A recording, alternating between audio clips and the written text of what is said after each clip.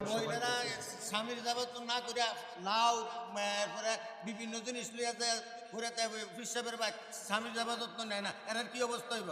আচ্ছা না, উনি কিন্তু কঠিন কথা বলছে, কঠিন কথা বলছে কিন্তু মাশাআল্লাহ, আল্লাহ কবুল করুন। জাযাকুমুল্লাহ খায়র, জাযাকুমুল্লাহ খায়র, জাযাকুমুল্লাহ খায়র। দেখেন আপনারা কষ্ট নিয়েন না ওনার কথায়, কষ্ট নিয়েন না, উনি কিন্তু কঠিন কথা বলেছে। তার মানে গাছের লাউ হলে লাউটা নিয়ে চলে যায় কার কাছে? পীর সাহেবের কাছে। বড় কই মাছ স্বামীকে না দিয়ে পীর সাহেবকে দেয়। আশ্চর্য।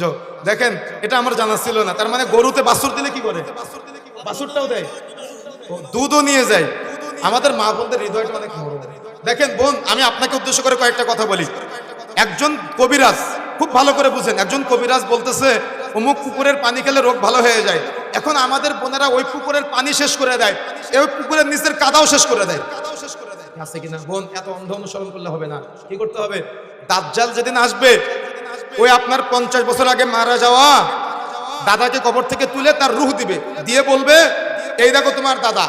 আপনি কবিরাজ সুস্থ করার আপনাকে একটা নসিহা করলো, সুস্থ হলেন, আপনি তার অন্ধ অনুসরণ করলেন। দাজ্জাল যখন 50 বছর আগে মারা যাওয়া দাদাকে কবর থেকে তুলে রূহ দিবে, তো তারা দাজ্জালের অনুসরণ করবে না? এগুলো কিন্তু দাজ্জালের অনুসরণের ন্যায়। কথা কি বুঝতে পেরেছেন? মৃত ব্যক্তি কখনো আপনার উপকার করতে পারে না, মৃত ব্যক্তি কখনো সন্তান দিতে পারে না। মৃত ব্যক্তি, আমি আজকে প্রতিবাদ করে যাচ্ছি, কেউ রাগ করলে কিছু যায় আসে না। গত কিছুদিন আগে 2 বছর হবে এখান থেকে মাহফিল করে যাচ্ছিলাম ব্রাহ্মণবাড়িয়া থেকে ঢাকায়। যাওয়ার পথে আমার এক দিনী ভাই, উনি নিয়ে গেল এক পীর সাহেবের দরবারে। ফজরের পরে দেখলাম মহিলারা সিরিয়াল দিয়ে বসে চা খাচ্ছে। তো জিজ্ঞাসা করলাম চা খাওয়ার কাহিনী কি? তো বলতেছে যাদের সন্তান হয় না এখানে চা খেলে সন্তান হয়। আমি একটু আশ্চর্য হলাম, তো জিজ্ঞাসা করলাম এই সন্তান, তার মানে চা খেলে সন্তান হয় বলতেছে শুধু চা খেলে হবে না, চা খাওয়ার পরে সূর্য ওঠার আগ পর্যন্ত শুধু বিড়ি টানতে হবে। আশ্চর্য হলাম। এই সাদ্দাম ভাই ছিল, চলে গেছে কি জানি না, উনি নিয়ে গেছে আমাকে। তো দেখেন এটা হলো সমাজের বাস্তব চিত্র। দেখেন আপনি যার কাছে গেলে, দেখেন আপনার আল্লাহ আপনার চোখ দিয়েছে, খুব ভালো করে বুঝবেন। চোখ দিয়ে আপনি পাপ করেন, আপনার আল্লাহকে আপনার চোখের পাওয়ার বন্ধ করে দিছে। আপনার আল্লাহ কান দিছে, কান দিয়ে আপনি গুনাহ করেন, আপনার আল্লাহকে কানের শক্তি বন্ধ করে দিছে।